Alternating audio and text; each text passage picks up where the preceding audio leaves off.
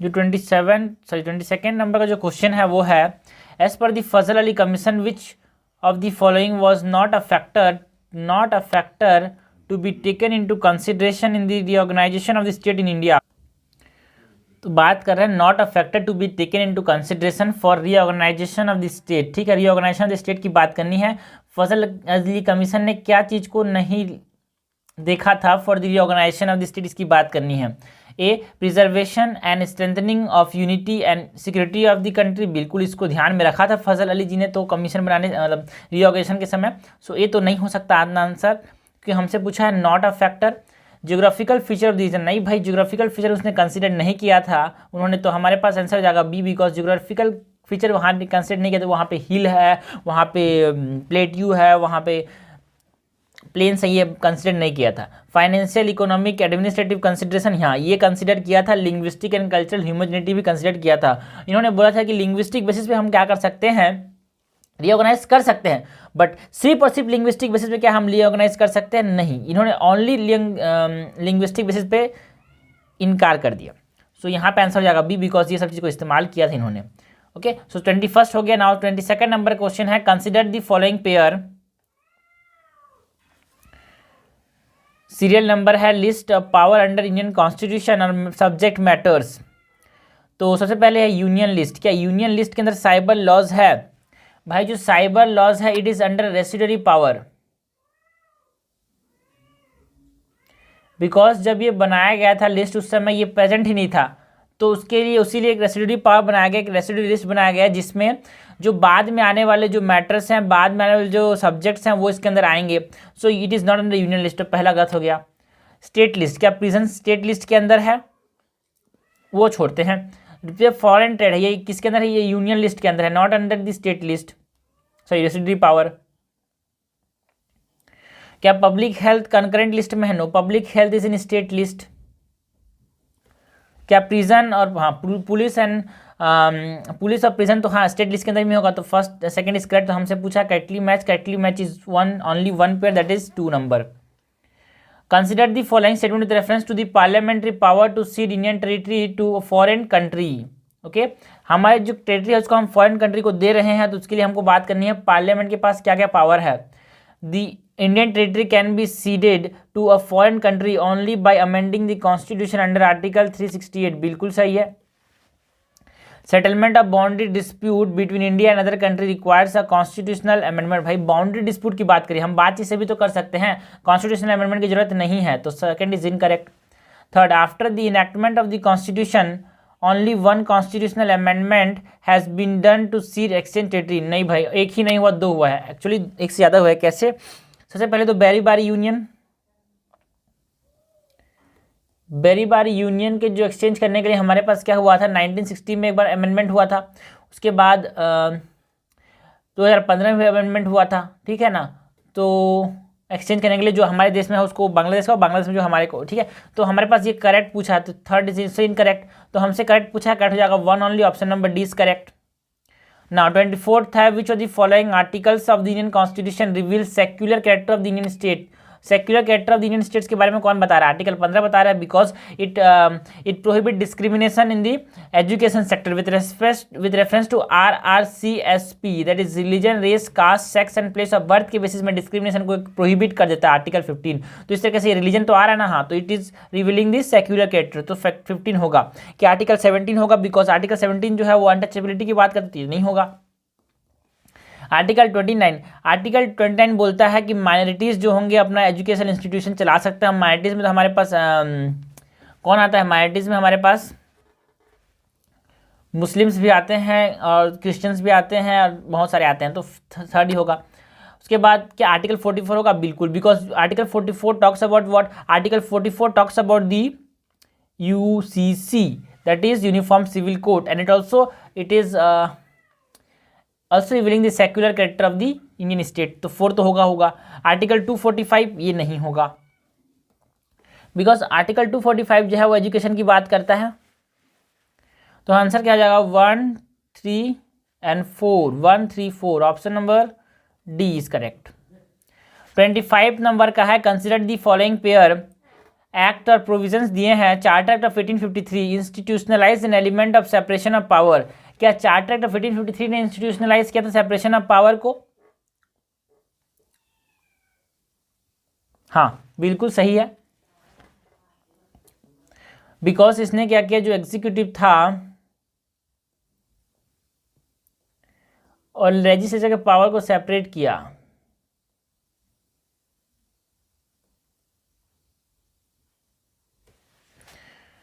Government of India act of 1858 it introduced for the first time local representation in the Indian Central Legislative Council। गलत। ये जो है ये charter act of 1858 नहीं है। Charter act of 1853 का जो चार्टर एक्ट था इसने इंट्रोड्यूस किया for the first time local representation in the Indian central legislative council. Because जब इसने क्या किया, एग्जीक्यूटिव को लेजिस्लेटिव से अलग किया, तो जो लेजिस्लेटिव है उसको क्या किया, इसने एक नया ऑर्गन बनाया, that is Indian central legislative council बनाया, जिसमें इंडियंस भी मेंबर थे इसमें। उसके बाद है third number, charter act of 1813 it allowed the Christian missionaries to come to India for the purpose of enlightening people. बिल्कुल से 1813 के जो चार्टर एक्ट, दो चीज़ें हमको बहुत इंपॉर्टेंट है कि ये जो था ना, इसने क्या किया, पहला तो इसने क्या किया, इसने सबसे पहले तो जो ट्रेड मोनोपोली था उसको खत्म कर दिया। ब्रिटिश ईस्ट इंडिया कंपनी का ट्रेड मोनोपोली खत्म कर दिया, ट्रेड मोनोपोली को खत्म कर दिया। और दूसरा इसने क्या किया, इसने क्रिश्चियन मिशनरीज को अलाउ किया, तो third is correct. Okay, fourth, charter act of 1833 it ended the system of double government का सिस्टम को चार्टर 1833 ने इंडिया किया। It is acted ended by the government of India act of 1858 not क्या बोल रहा है, तो इसने डबल जो गवर्नमेंट सिस्टम था गवर्नमेंट को खत्म कर दिया, ठीक है ना। ओके, सो हमारे पास करेक्टली मैच पूछा है। करेक्टली मैच क्या हो जाएगा यहाँ पे, correctly match is only 2 pairs. ना 26 नंबर क्वेश्चन है, कंसिडर द फॉलोइंग पेयर्स। तो कॉन्स्टिट्यूशनल अमेंडमेंट दिए हैं, सब्जेक्ट मैटर ऑफ अमेंडमेंट की बात की गई है। First amendment act added 9th schedule to the constitution, बिल्कुल सही है। Second 102nd amendment act remove the power of the national commission for schedule caste for examining the matter related to backward class, बिल्कुल सही है। इसने क्या बनाया, NCBC बनाया। एनसीएससी था, उससे क्या बनाया, national commission for schedule cast पहले से था, अब इसने क्या बनाया, national commission for backward caste. इसी से क्या बनाया, national commission for backward caste बनाया। ओके, सो यहाँ पे आंसर क्या नहीं होगा, ये आंसर होगा बिकॉज इसने सेपरेट कर दिया दोनों के पावर को। 52nd amendment act added the provision related to anti law, that is schedule number 10 को ऐड किया इसने। Okay, so it is also correct. ये उसके बाद हमारे पास क्या है, फोर्थ है 86th amendment act made the right to free and compulsory education up to 14 year a fundamental right, बिल्कुल सही है। और उस समय जो मैं 88 बोल रहा था वो गलत है। तो यहाँ पे हमसे करेक्टली मैच पूछा, correctly match D, all the pairs are correctly match, 1 2 3 4 all the pairs are correctly match. 27 number का है, for amending which of the following constitutional provision ratification by the half of the state is not required पूछा है। Half of the state से ratification required नहीं है, तो याद रखना half of the state certification required क्यों होगा। Half of the state certification तब रिक्वायर्ड होगा जब वो फेडरल कैरेक्टर को जो अमेंडमेंट है वो फेडरल कैरेक्टर को क्या कर रहा है, चेंज कर रहा है। देखते हैं इसमें से कौन सा फेडरल कैरेक्टर को चेंज नहीं कर रहा है। Distribution of legislative power between the union and the state, ये चेंज कर रहा है। Extent of the executive power of the union and the state, ये भी चेंज कर रहा है। Power the parliament to amend the constitution and its procedure, बिल्कुल ये भी चेंज कर रहा है। Election to the parliament and the state legislature, ये चेंज नहीं कर रहा है। भाई इलेक्शन कैसे होगा, ये चेंज नहीं करेगा ना यार, है ना, सिंपल सी बात है, वो तो पार्लियामेंट डिसाइड करेगी। बट इसमें क्या फेडरल नेचर बताओ, इलेक्शन कैसे होगा, इसमें क्या फेडरल नेचर होने वाला है, तो डी हो जाएगा इसका आंसर।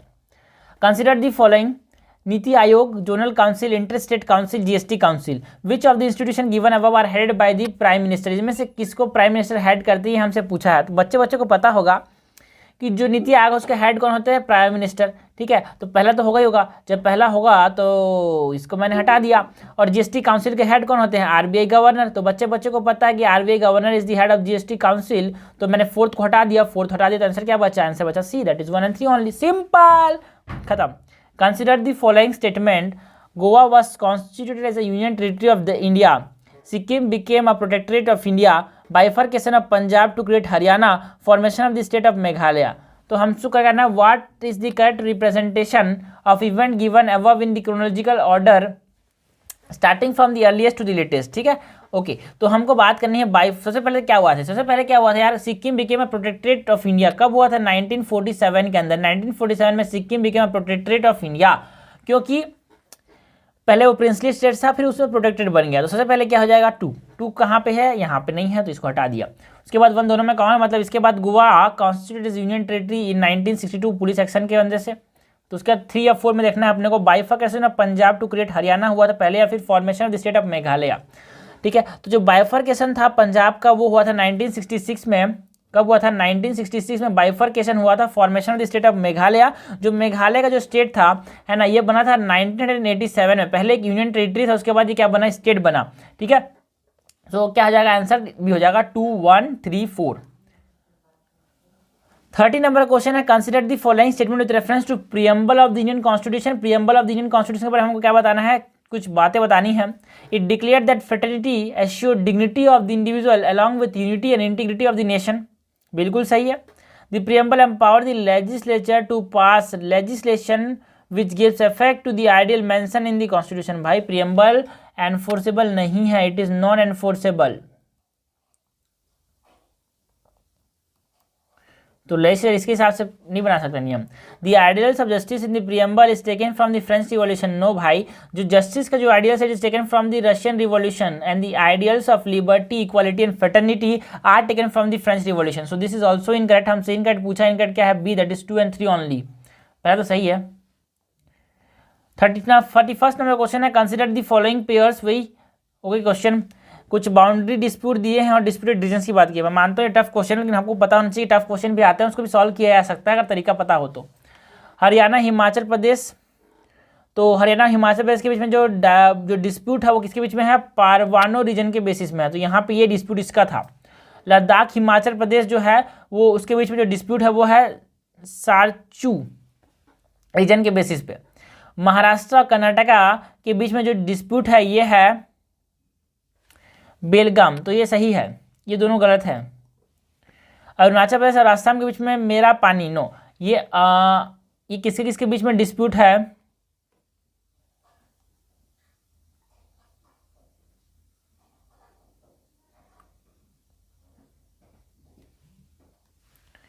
ये डिस्प्यूट है, ये है असम और नागालैंड के बीच में मेरा पानी डिस्प्यूट, है ना। अभी हमने देखा था जो नामसाई हमने पहला नंबर जो क्वेश्चन देखा था ना, वो नामसाई कौन सा था, क्या, नामसाई डिक्लेरेशन जो देखा था हमने, वो किसके बेसिस में था, नामसाई डिक्लेरेशन जो हमने देखा था वही तो था असम और अरुणाचल प्रदेश के बीच में। तो यहाँ पे नहीं है ना, असम और अरुणाचल प्रदेश में कौन सा, नामसाई कन्वेंशन होकर वहाँ पे सेटलमेंट किया था हमने, तो यहाँ पे भी वही होगा।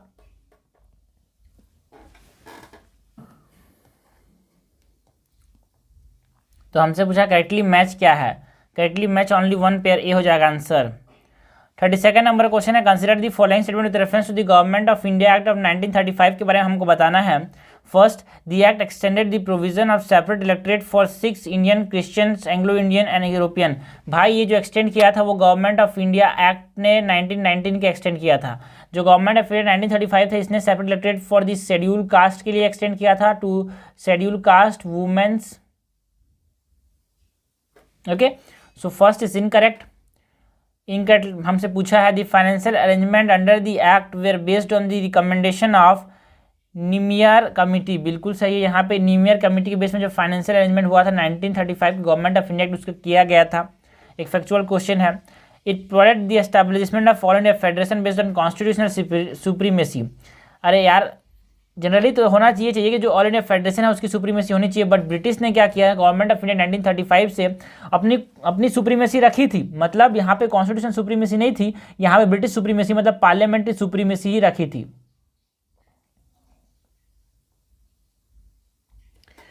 So third is incorrect. It gave the Supreme Court of India the final authority in case of the conflict between the center and the province over concurrent list. नहीं, ये सुप्रीम कोर्ट को नहीं देता है पावर, ये governor general को देता है, गवर्नर जनरल को।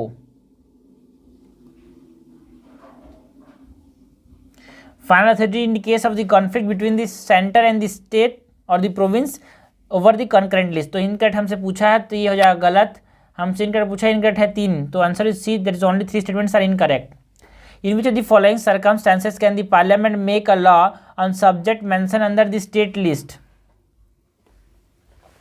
So the following circumstances can the parliament make a law on subject mentioned in the state list?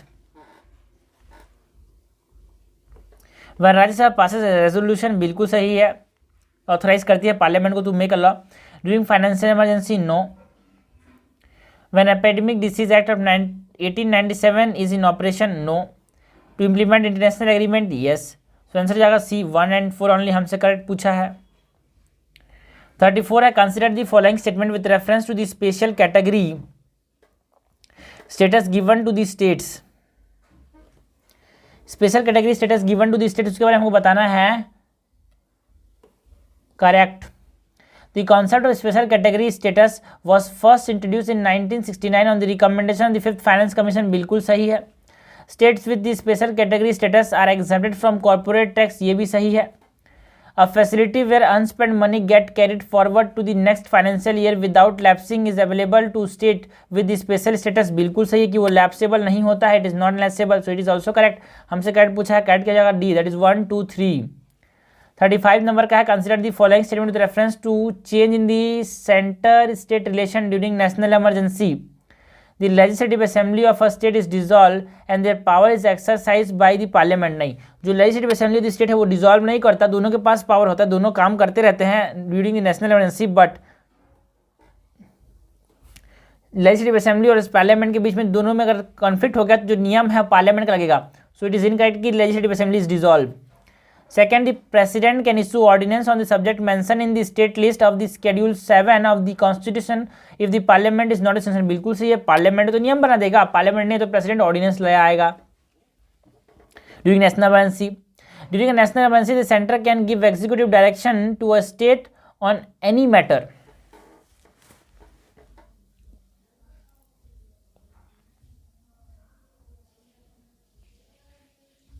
बिल्कुल सही है, ऑन एनी मैटर। तो यहां पे हमसे पूछा है करेक्ट, करेक्ट क्या हो जाएगा, only 2 statements are correct, only 2 statements are correct, B. 36 the reform introduce under the act exposed Indians to the legislative culture developing opinions out of the interaction of different interest. Indians were allowed to be associated with viceroy executive council for the first time. Indian were allowed to be associated with the viceroy executive council for the first time, इसको याद रखना। The act provide for introduction of election, the power of asking supplementary question, the right of voting of some part of the budget on some part of the budget and the right of moving resolution on the matter of public interest strengthen legislative practice। तो पहली बार जो Indians है they're allowed in within the they're allowed to be associated with the Viceroy Executive Council is in the Government of India to 1909, that is the Morley Minto reforms में, तो Indian council of 1909, तो B हो जाएगा answer. Act की बात करनी है ना। Which of the following statement can be considered as proper case for imposition of the president's rule as पर the supreme court of India. हम क्या कर सकते हैं, प्रेसिडेंट्स रूल इम्पोज कर सकते हैं किस केस में? Situation of hung assembly where the constitutional direction of the central government is disregarded by the state government, maladministration in the state, physical breakdown where the state government will fully refuse to discharge its constitutional obligation endangering the security of the state। तो इस case में हंग assembly case में क्या कर सकता है, impose, बिल्कुल सही है। व्हेन द कॉन्स्टिट्यूशन, भाई कुछ बोला सेंटर ने कि स्टेट ये काम करा और स्टेट ने नहीं बोला नहीं करूंगा, भाई तू चिंता मत कर, अब तेरे प्रेसिडेंट से लगा लूंगा, मैं खुद करवा लूंगा, समझ, ऐसा बोलता है सेंटर, बिकॉज हमारा जो कॉन्स्टिट्यूशन है it has some central bias, okay, मानो या ना मानो। Second is also correct. Maladministration, भाई स्टेट में माल एडमिनिस्ट्रेशन तो होता रहता है, तो क्या हर बार प्रेसिडेंट लगा देगा क्या सेंटर? नहीं भाई, माइल्ड इंस्ट्रक्शन बेसिस में प्रेसिडेंट जो है, मतलब प्रेसिडेंट रूल लगाया नहीं जा सकता क्योंकि सुप्रीम कोर्ट ने बोल दिया कि नहीं लगा सकते। Physical breakdown where the state government willfully refuse to discharge its constitutional obligation endangering the security of the state। बिल्कुल सही है। अगर जानबूझ के रिफ्यूज कर देगा तो कैसे चलेगा भाई, स्टेट है कि सेंटर है, तू बोलता है सेंटर, तू स्टेट है औकात मेरा। करेक्ट हमसे पूछा है, करेक्ट क्या हो जाएगा 1, 2 and 4, option number C is correct. Now question number 38 है, consider the following statement with reference to doctrine of basic structure.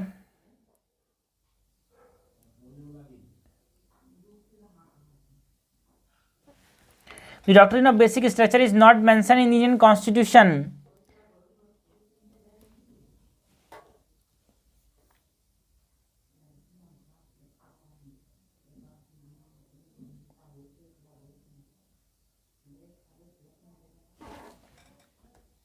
Now question number 38 है, consider the following statement with reference to doctrine of basic structure। Basic structure of doctrine की बात करनी है।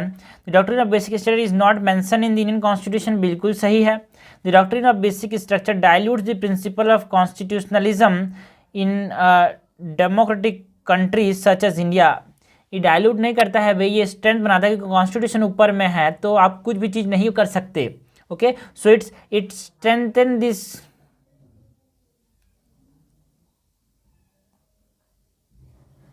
So this is incorrect.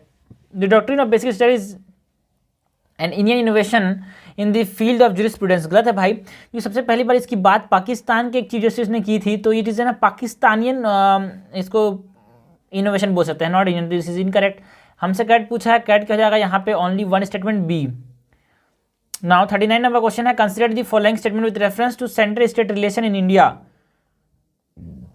First, whenever a state legal right are under threat, it can take the dispute to the Supreme Court under Article 131। whenever the state legal rights are under threat, it can take the dispute to the Supreme Court under Article 131, बिल्कुल सही है। क्योंकि जो ये article 131 power देता है कि इसको सुप्रीम कोर्ट क्यों क्या करे, जो स्टेट के बीच में, जो यूनियन आपस में, स्टेट के आपस में या फिर स्टेट और यूनियन के बीच में लड़ाई को सुलझाए। And the supreme court has an exclusive and original jurisdiction with this regard.